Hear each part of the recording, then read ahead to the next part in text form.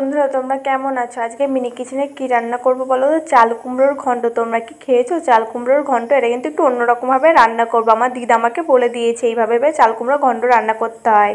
এই রান্নাটা আমার দিদা খুব সুন্দর করে। আমার দিদার কাছে এই রান্নাটা তোমার খেতে খুবই ভালো লাগে দিদার হাতে। আমি এই পাশে রান্না করছিলাম আর দিদার সাইডে চেয়ার নিয়ে বসেছিল। দেখো ছাদে রান্না করে না দিদা যেতে পারে না, সিঁড়ি ভেঙে খুব কষ্ট হয়ে যায়। এই জন্য আজকে নিচে রান্না করছিলাম, তাই দিদা বসে বসে দেখছিল। আজকে এসেছিল দিদা আমাদের বাড়িতে, তাই বলছিল চল আজকে তুই রান্না করবি আর আমি দেখবো। দেখো চাল কুমড়ো ঘন্ট রান্না করার জন্য কিছুটা চাল কুমড়ো কুচি করে নিয়েছি, আর নিয়েছি একটা তেজপাতা নিয়েছি, আর নিয়েছি একটা শুকনো লঙ্কা, আর নিয়েছি দুটো চিংড়ি মাছ। এখন চিংড়ি মাছগুলো সুন্দর করে কেটে নিচ্ছি ছোট ছোট করে। এইদিকে তো তোমরা দেখতেই পেলে প্রথমে আমি উনুনের জালটা ধরে উনুনের উপরে বসিয়ে দিয়েছিলাম কড়াই। এবার কড়াইটা হালকা গরম হলে তার মধ্যে দিয়েছি পরিমাণ মতন সরষের তেল। এখন এইদিকে তেলটা গরম হচ্ছে, ততক্ষণে মাছটা ভালো করে কেটে ধুয়ে পরিষ্কার করে নিলাম। দেখো এখানে আমি অল্প একটু চাল কুমড়ো নিয়েছি, তাই দুটো চিংড়ি মাছ নিয়েছি। এই রান্নার ভেতরে যত বেশি করে চিংড়ি মাছ দেবে ততই কিন্তু খেতে ভালো লাগবে। দেখো চিংড়ি মাছগুলো ছোট ছোট পিস করে নিয়েছি, এর মধ্যে দিয়ে দিয়েছি পরিমাণ মতন হলুদ আর পরিমাণ মতন কিছুটা লবণ। এবার চিংড়ি মাছকে হলুদ লবণটা খুব ভালো করে মাখিয়ে নিয়েছি। এবার চিংড়ি মাছগুলো তেলের পরে দিয়ে দিয়েছি। দেখেছো তেলটা কিন্তু খুব ভালো গরম হয়ে গেছে। এবার চিংড়ি মাছগুলো হালকা কিছুক্ষণ ভেজে নেব। বন্ধুরা তোমরা এখন আমার চ্যানেলটি সাবস্ক্রাইব না করে থাকো অবশ্যই মনে করে কিন্তু আমার চ্যানেলটা সাবস্ক্রাইব করে দাও। তোমাদের কাছে ভিডিওটা ভালো লাগে তাহলে ভিডিওটা একটা লাইক করে দেবে, পাশে থাকা বেল আইকনটা অবশ্যই মনে করে প্রেস করে রাখো যাতে আমার পরবর্তী ভিডিও নোটিফিকেশন সবার আগে তোমার কাছে পৌঁছায়। এইদিকে দেখো তোমাদের সাথে কথা বলতে বলতে কিন্তু আমার চিংড়ি মাছগুলো খুব ভালো করে ভেজে নেওয়া হয়ে গেছে। আর কিছুক্ষণ চিংড়ি মাছগুলো ভেজে নেবো। চিংড়ি মাছ কিন্তু আবার বেশিক্ষণ ভাজা লাগবে না, তাহলে শক্ত হয়ে যাবে চিংড়ি মাছ বেশিক্ষণ ভাজলে। তোমরা কারা কারা চাল কুমড়ো ঘন্ট খেয়েছো অবশ্যই কমেন্ট করে কিন্তু জানো। এইদিকে দেখো আমার চিংড়ি মাছগুলো কিন্তু ভাজা হয়ে গেছে। এবার চিংড়ি মাছগুলো সুন্দর করে বাটিতে তুলে নিলাম।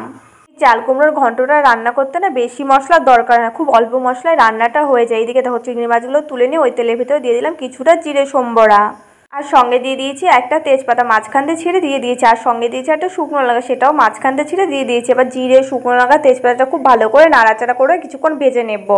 এখন দেখো শুকনো লঙ্কা তেজপাতা জিরে এগুলো কিন্তু আমার লাল লাল করে ভেজে নেওয়া হয়ে গেছে, কিছুই আর কাঁচা নেই। এবার এর ভেতরে দিয়ে দেবো চাল কুমড়ো, যে চাল কুমড়োগুলো কুচি কুচি করে আমি কেটে রেখেছিলাম। তেলের পরে চাল কুমড়োটা দেওয়া হয়ে যাবে। সব কিছুর সাথে চাল কুমড়োটা খুন্তিতে একটু ভালো করে নাড়াচাড়া করে দিলাম। এবার চাল কুমড়োর ভেতরে এক এক করে মশলাগুলো দিয়ে দেবো পরিমাণ মতন কিছুটা হলুদ, আর দিয়ে দেবো সঙ্গে পরিমাণ মতন কিছুটা লবণ, আর দেবো জিরে গুঁড়ো আর লঙ্কা গুঁড়ো। দেখো আজকের এই রান্নাটা না জিরে গুঁড়ো একটু বেশি লাগে। সব মশলা দেওয়া হয়ে যাবে, চাল কুমড়োগুলো আবারও খুন্তিতে একটু ভালো করে নাড়াচাড়া করে দেবো। এখন চাল কুমড়োগুলো মশলার সাথে কিছুক্ষণ ভালো করে কষিয়ে নেব। কিছুক্ষণ ভালো করে কষিয়ে নিতে হবে। চাল কুমড়োটা যত ভালো করে কষাবে তত কিন্তু খেতে বেশি ভালো লাগবে। বন্ধুরা তোমরা আমার মিনি কিচেনে আর কি রান্নার ভিডিও দেখতে চাও সেটাও কমেন্ট করে জানাতে পারো, তাহলে আমি তোমাদের পছন্দ মতো রান্নার ভিডিও করে দেখাতে পারি। অনেকেই না চাল কুমড়ো খেতে পছন্দ করে না, কিন্তু চাল কুমড়োর এই রেসিপিটা খেতে কিন্তু খুবই ভালো লাগে। একবার খেলে মুখে পুরো লেগে থাকার মতন।